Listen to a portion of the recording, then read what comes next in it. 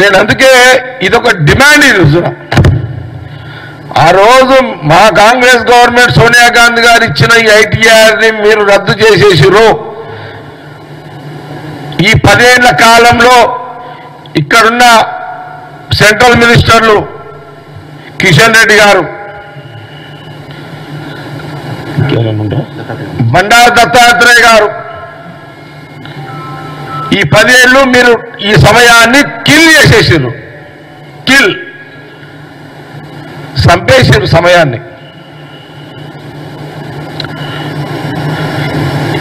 మళ్ళీ మీకు ఏదో టైం బాగుంది, మళ్ళీ మీరు సెంట్రల్లో వచ్చారు. నేను ఒకటే అడుగుతున్నా, కిషన్ రెడ్డి గారిని సెంట్రల్ మినిస్టర్ గారిని అండ్ బండి సంజయ్ గారిని కూడా ఒకటే అడుగుతున్నా. మేము డిమాండ్ చేస్తున్న తెలంగాణ చదువుకున్న యువతరం యువకుల పక్షాన నేను బీజేపీ ప్రభుత్వాన్ని, తెలంగాణలో కిషన్ రెడ్డి గారిని, బండి సంజయ్ గారిని, తెలంగాణ యువకుల పక్షాన, యువతి పక్షాల డిమాండ్ చేస్తున్నా. ఐటీఐఆర్ని తక్షణమే తెలంగాణకు మంజూరు తీసుకురావాలని, దానివల్ల తెలంగాణలో ఉన్న యువకులను ఉద్యోగ అవకాశంలో వచ్చే యొక్క ప్రక్రియలో మీరు ముందుండాలని, మీరు తీసుకురావాలని నేను ఈరోజు మీడియా ద్వారా కిషన్ రెడ్డి గారిని, బండి సంజయ్ గారిని నేను కోరుతున్నా. ఇది ఈరోజు ఈ మొదటి, ఎందుకంటే ఆ ఐటీఐఆర్ రావడం వల్ల చాలా, ఇంతవల్ల చెప్పిన 15 లక్షల ఉద్యోగాల ఒక వ్యవస్థ ఐటీఐఆర్ అనేది చాలా స్పష్టంగా చెప్పిన.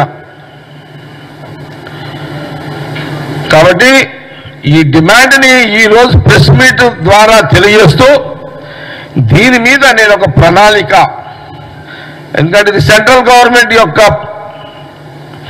తీసుకునే శాంక్షన్ ఇచ్చే యొక్క వ్యవస్థ. కాబట్టి ఈ డిమాండ్ని నేను మీడియా ద్వారా కిషన్ రెడ్డి గారిని, బండి సంజయ్ గారిని కోరుతున్నాను. విచిత్రం ఏంటంటే, బండి సంజయ్ గారు సెంట్రల్ మినిస్టర్ కాగానే, హైదరాబాద్ గడ్డ మీదకి రాగానే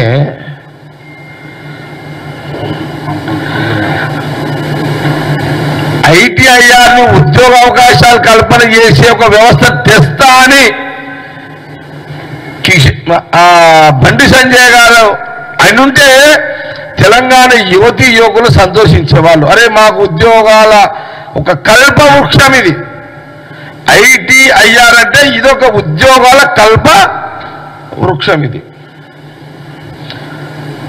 కానీ ఆయన హైదరాబాద్ గడ్డ మీదకి రాగానే ఒక ఎమోషనల్, జనాలు దేనికి కనెక్ట్ అవుతారు?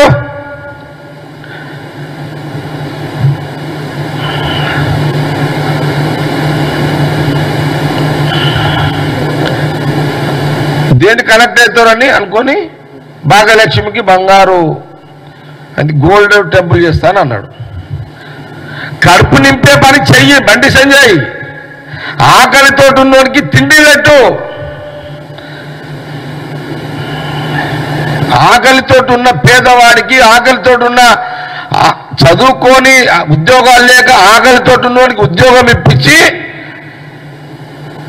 కడుపు నిండా తిండి పెట్టు.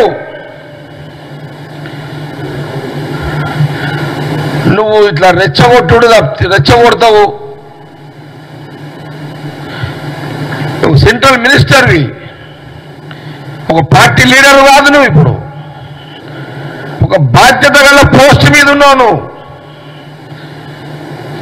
కాబట్టి ఈ ఐటీఐఆర్ అనే డిమాండ్ను కాంగ్రెస్ పార్టీ పక్షాన నేను ఇద్దరు కేంద్ర మంత్రులకు డిమాండ్ చేస్తూ,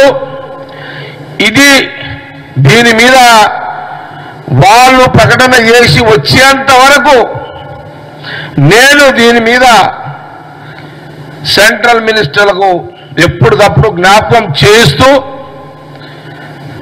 రకరకాల కార్యక్రమాల ద్వారా వాళ్లకు దృష్టికి పోయే విధంగా ఈ ఐటీఆర్ మీద కార్యాచరణ కార్యక్రమాలను చేసుకుంటూ ఇది సాధించేంత వరకు,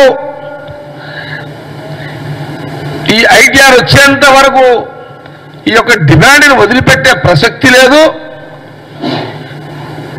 ఈ demand ITR sanction BJP government ఇచ్చేంత వరకు పోరాటము రకరకాల కార్యాచరణ కార్యక్రమాల ద్వారా